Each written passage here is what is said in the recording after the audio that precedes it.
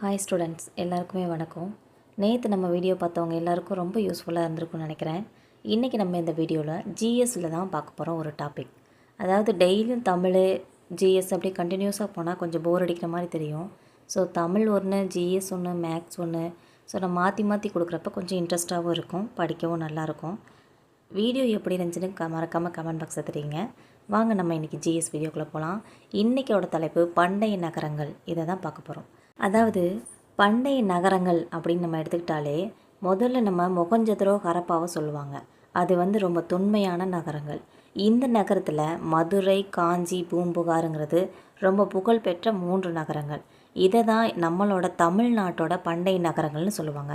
அப்போ நோட் பண்ணிக்கோங்க, நம்ம தமிழ்நாட்டோட பண்டைய நகரங்கள் எதுன்னு கேட்டாங்கன்னா மதுரை, காஞ்சி, பூம்புகார். இது 3 தான். இப்போ இதை ஒவ்வொன்றா பார்க்கலாம்.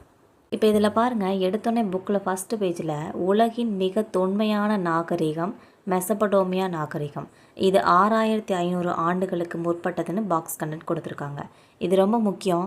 பொதுவாகவே புக்கில் இருக்க இந்த மாதிரி பாக்ஸ் கண்டென்ட்லேருந்து கொஸ்டின் கேட்பாங்க. ஸோ இதை நோட் பண்ணிக்கோங்க. அது மட்டும் இல்லாமல் இந்த கொஸ்டின் ப்ரீவியஸ் இயர் கொஸ்டினாகவும் வந்திருக்கு. அதாவது எத்தனை வருஷங்களுக்கு முற்பட்டதுன்னு சொல்லி கேள்வி கேட்டிருப்பாங்க. 6500 ஆன்சர்னு வந்திருக்கும். ஸோ நோட் பண்ணிக்கோங்க.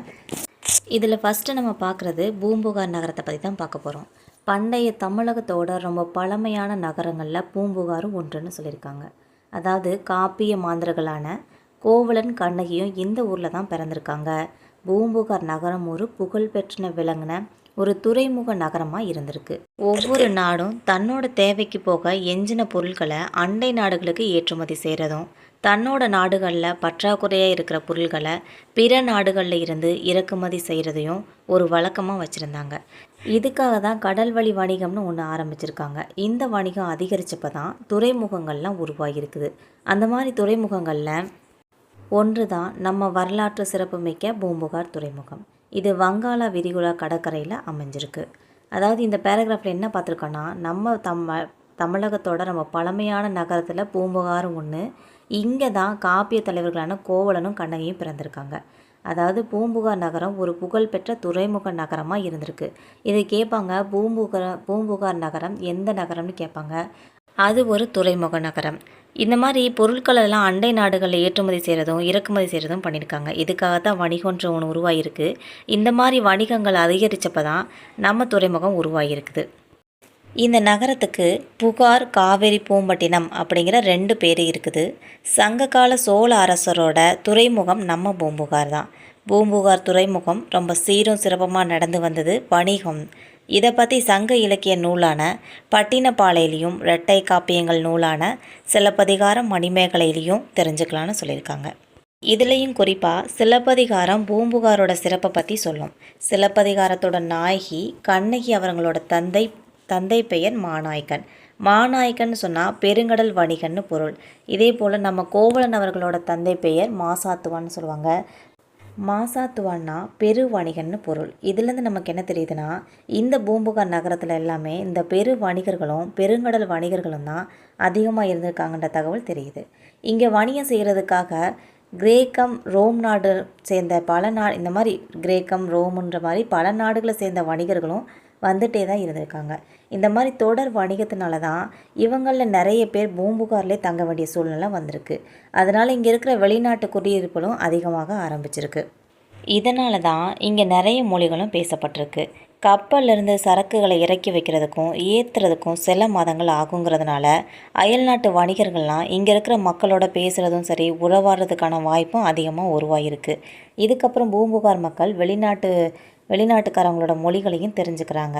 இதுக்கப்புறம் தான் அயல்நாட்டுக்காரங்களும் நம்மளோட தமிழ் மொழியை கற்றுக்குறாங்க. இதனால் ஒரு பண்ட மாற்றங்கள் நடக்கிறதோட மட்டும் இல்லாமல் ஒரு மொழி மாற்றமும் நடந்திருக்கு. இதனோட விளைவாக தான் சிந்தனை பரிமாற்றமும் சரி, பண்பாட்டு கலப்பும் இவங்களுக்குள்ளே நடந்திருக்குன்னு சொல்கிறாங்க. பூம்புகார் நகரத்தோட வணிகர்கள் நேர்மைக்கும் நாணயத்துக்கும் ரொம்ப பெயர் பெற்றவர்களாக இருக்கிறாங்க. இது முக்கியமான பாயிண்ட், நோட் பண்ணிக்கோங்க. அதாவது ரொம்ப சரியான விலைக்கு தான் பொருட்களை விற்பாங்களாம். கூடுதலான விலைக்கு பொருட்களை விற்கிறத ஒரு தவறான செயல் அப்படின்னு நினைக்கிறவங்க இவங்க அப்படின்றத பற்றி நம்ம பட்டினப்பாலை நூலில் சொல்லியிருக்காங்க. நம்ம பட்டினப்பாலை நூலை எழுதியவர் ஆசிரியர் கடியலூர் ஊர்திரங்கண்ணரார். இதை நோட் பண்ணி வச்சுக்கோங்க. பட்டினப்பாளையோட ஆசிரியர் யாருன்னு கேட்பாங்க. அப்போ கடியலூர் ஊர்திரங்கண்ணரான்னு கொடுக்கணும். இவங்களோட காலம் 2ஆம் நூற்றாண்டை சேர்ந்தவர். இதிலிருந்தே நம்ம பூம்புகார் நகரத்தோட தொன்மையை பற்றி நல்லாவே தெரிஞ்சுக்க முடியும். இது மட்டும் இல்லாமல் இன்னும் கொஞ்சம் தகவல்கள் இருக்குது, அது என்னென்னு பார்க்கலாம். கடல் வழியாக குதிரைகளை இறக்குமதி செஞ்சுருக்காங்க. கருமிளகை தரைவழி தடங்கள் மூலமாக இறக்குமதி செஞ்சுருக்காங்க. வடக்கு மலையிலிருந்து தங்கத்தை இறக்குமதி செஞ்சுருக்காங்க. இது மெருகூட்டப்பட்டு திரும்பவும் அயல் நாட்டுக்கே ஏற்றுமதியும் செஞ்சுருக்காங்க. மேற்கு தொடர்ச்சி மலையிலிருந்து சந்தனமும், தென்கடல் பகுதியிலிருந்து முத்தும், கிழக்கு பகுதியிலிருந்து பவளமும், ஈழத்தில் இருந்து உணவுப் பொருட்களும் இறக்குமதி ஆகிருக்கு. அதாவது இது எல்லாமே ரொம்ப முக்கியமானது. இதெல்லாம் நீங்கள் மனப்பாடம் பண்ணிக்கணும். ஏன்னா கேள்வி கேட்பாங்க, தென்கடல் பகுதியிலேருந்து பூம்புகார் நகரத்துக்கு கிடைத்தது என்னன்னு சொல்லி பவளம், முத்து, வைடூரியம்னு சொல்லி ஆப்ஷனில் கொடுப்பாங்க.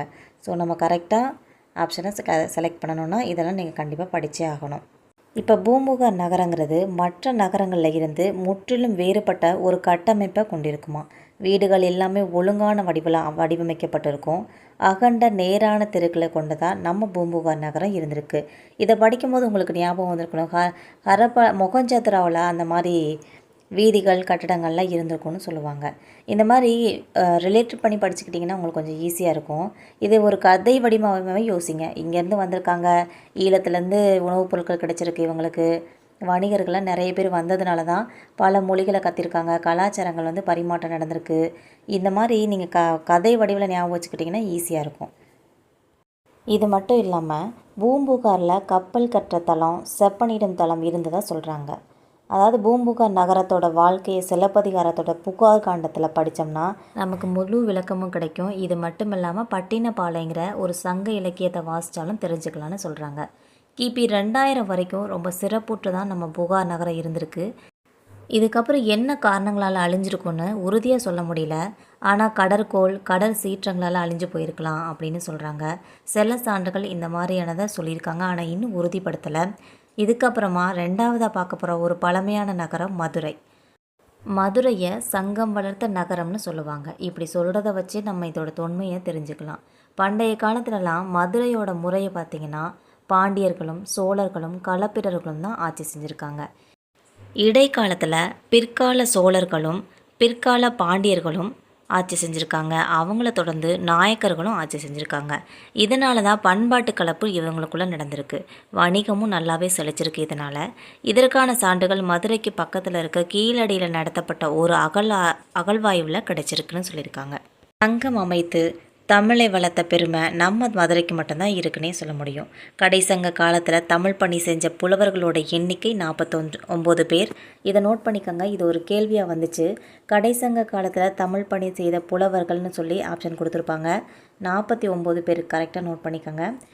கிழக்கு கடற்கரையில் அமைந்திருந்த தொண்டியில் இருந்து மதுரைக்கு அகிலும் சந்தனமும் நறுமணப் பொருட்கள் கொண்டு வரப்பட்டிருக்கு. பண்டைய இஸ்ரேல் அரசர் சாலமோன் அவர்கள் முத்துக்களை உவரிங்கிற இடத்துலேருந்து இறக்குமதி செஞ்சுருக்காரு. பாண்டியர்களோட துறைமுகமான கொர்க்கைக்கு பக்கத்தில் இந்த உவரின்ற நகரம் இருக்குது. ரோமானிய நாணயங்கள் தயாரிக்கிற தொழிற்சாலை கூட நம்ம மதுரையில் இருக்குது.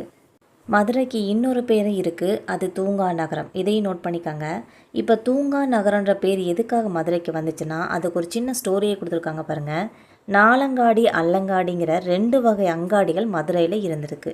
நாலங்காடினா பகல் பொழுதில் இருக்கிற ஒரு அங்காடி, அல்லங்காடினா இரவு நேரத்து அங்காடி. இரவு பகல் வேறுபாடு இல்லாமல் ஒரு உயிர்ப்புள்ள நகரமாக தான் நம்ம மதுரை இருந்திருக்கு. அதனால தான் இதுக்கு தூங்கா நகரன்ற பெயரும் வந்திருக்கு. பெண்கள் எந்தவித பயமும் இல்லாமல் ராத்திரியில் கூட அல்லங்காடியில் போய் பொருட்களை வாங்கிட்டு வருவாங்களாம். அந்த அளவுக்கு மதுரை நகர் ஒரு பாதுகாப்பானதாக இருந்திருக்குன்னு சொல்கிறாங்க. யோசிச்சு பாருங்கள், இப்போ மதுரையோட நிலைமை என்ன, இப்போ நம்ம நாட்டோட நிலைமை என்னென்னு. அந்த காலத்தில் பாருங்கள், ராத்திரி பகல்னு எல்லா நேரமும் வேலை செஞ்சுட்டு இருந்திருக்காங்க. பொருட்களை வாங்குறதுக்காக ஊரே முழிச்சிருக்குன்னா பாருங்கள். அதுவும் பெண்கள் ராத்திரியில் கூட போய் தைரியமாக வாங்கிட்டு வரலான்னு சொல்கிறாங்க. இந்த மாதிரி இந்த காலத்தில் யோசித்து பார்க்கும்போது எதுக்காக இப்படி மாறுச்சுன்னே சொல்ல முடியாது இல்லை. நம்ம இன்றைக்கி இந்த வீடியோவை இதோடு முடிச்சுக்கலாம்னு நினைக்கிறேன். இன்னும் கூட கொஞ்சம் மதுரை நகரத்தை பற்றியும் அடுத்து காஞ்சி நகரத்தை பற்றியும் பார்க்க வேண்டிய தகவல்கள் இருக்குது. இதை நாளைக்கு ஒரு சின்ன வீடியோவில் போடுறேன். நிறைய தகவல்கள் போட்டால் உங்களுக்கு ஒரேடியாக மனப்பாடம் பண்ண கஷ்டமாக இருக்கும். இன்றைக்கி இந்த ஒரு டாப்பிக்கை பார்த்து வைங்க. அதாவது நம்ம இந்த பண்டைய நகரங்களில் பூம்புகார் நகரத்தை பற்றியும் மதுரை நகரத்தை பற்றியும் பார்த்துருக்கோம். பேலன்ஸ் இருக்கிறத நாளைக்கு வீடியோவில் பார்க்கலாம். இந்த மாதிரி வீடியோக்கள் நம்ம போகிறது உங்களுக்கு புரிஞ்சிருந்தாலும் ரொம்ப பிடிச்சிருந்தாலும் மறக்காமல் நம்ம சேனலை சப்ஸ்கிரைப் பண்ணிக்கோங்க. பெல் ஐக்கனை கிளிக் பண்ணி வச்சுக்கோங்க. இது ரொம்ப யூஸ்ஃபுல்லாக உங்களுக்கு இருக்கும்னு நான் நம்புகிறேன். தேங்க்யூ.